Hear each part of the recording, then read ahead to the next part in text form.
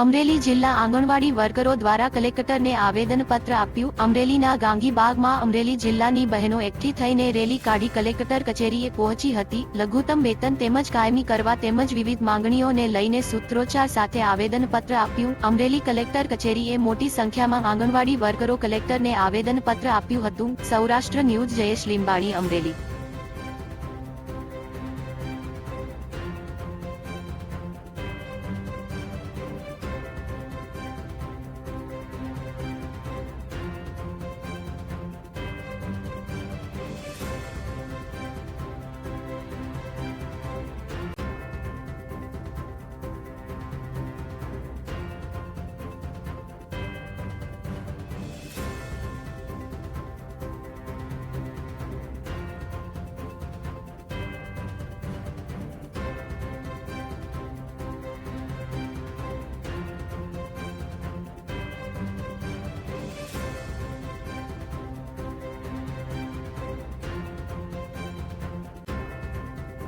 નામ પાડલિયા ભાવનાબેન છે। હું અમરેલી જિલ્લા બગસરા તાલુકામાં આંગણવાડી વર્કર છું અને યુનિયન સંગઠનની પ્રમુખ છું, કારોબારી મંત્રી છું। અમારો પ્રશ્ન છે કે અમે લાંબા સમયથી સાહેબને આવેદનપત્ર આપીએ છીએ, રેલી કાઢીએ છીએ, કેટલોય કરીએ, પણ સરકાર અમારા પ્રશ્નનું કાંઈ નિરાકરણ કરતી જ નથી। અમને લાંબી આશા હતી કે આ બજેટમાં અમારું કાંઈક બહાર આવશે, પરંતુ સરકારે સામે અમને વધારે નિરાશ કર્યા, કારણ કે જે અમને ગ્રાન્ટ મળે છે તેમાં 300 કરોડની ખોટ નાખી છે।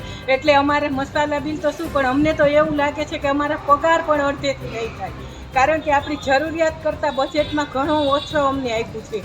અને કેટલા સમયથી અમે સરકાર પાસે માગણી કરીએ છીએ કે અમને લઘુત્તમ વેતનમાં સમાવો, અમને કાયમી કર્મચારીમાં ગણતરી કરો, પરંતુ સરકારને અમારો પ્રશ્ન ક્યારેય મગજમાં આવતો જ નથી। અમે